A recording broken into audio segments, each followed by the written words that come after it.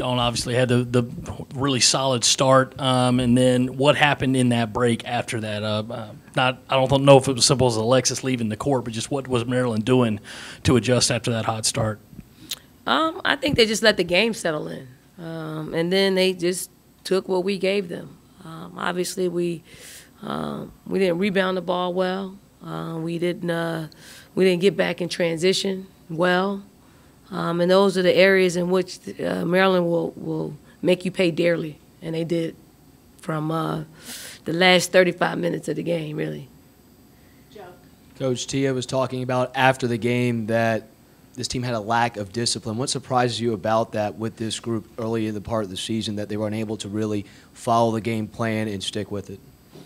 It's just that, when I told our team, once the crowd settles down, and the game is, the adrenaline of the beginning of the game settles down, you're going to be the habits that you created. And obviously, we're not very good at this time. And, it's a young season. I'm not fretting. The things that we need to correct are correctable things. But you got to have willing participants to do that. Coach, you talk about the correctable things. Oh, sorry. Yeah, Coach, you talk about the correctable things. Is the rebounding correctable? That was kind of like a glaring stat to me. Anything that kind of was kind of glaring tonight? Yeah. I mean, Maryland didn't do anything special besides go get the rebound. I mean, that you have to have that, go get it mentality. Rebounding is not a skill at all. It is a decision. And Maryland decided they were going to rebound the ball like they normally do, and they made us pay.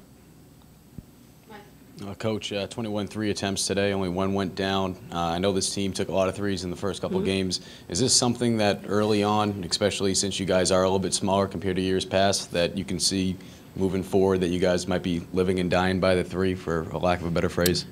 Well, we're going to have to be a three-point shooting team. We have to generate points from out there, especially because you got young post players who aren't proven yet that they actually can score, other than Alexis. And then we're working to get her back up to speed where she can play the minutes that we need her to play in order for us to have some authority in the paint.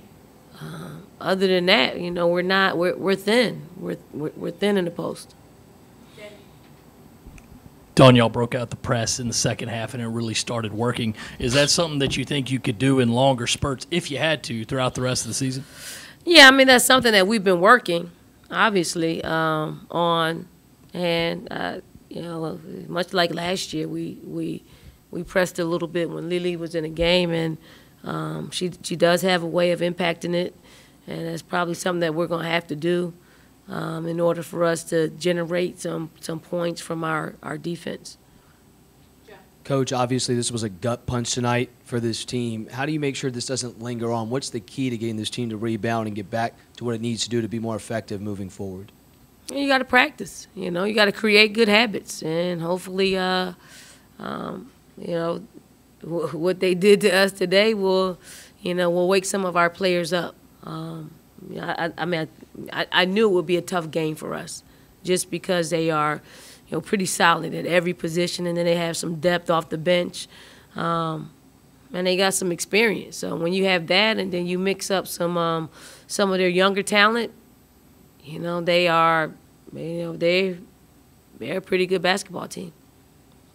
A handful of games, and Coach, to this new group playing together in new roles, in the couple wins and this loss now, how do you feel they're responding to the new roles, and which ones can you learn from more, the W's or the L's? Yeah, well, it's tough. It's a lot tougher, to step into a role in which you got to perform night in and night out when you didn't have to do that.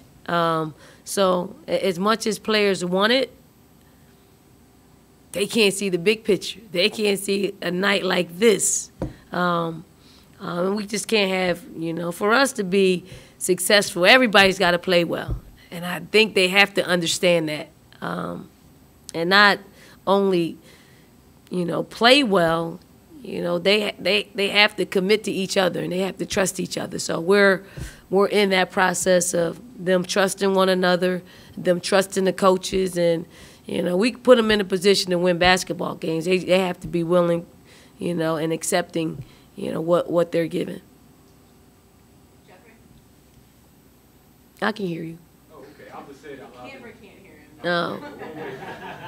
I'll do what Diane says. Dawn, this loss probably means the end of a pretty impressive streak. 89 weeks in the top 10 in the AP.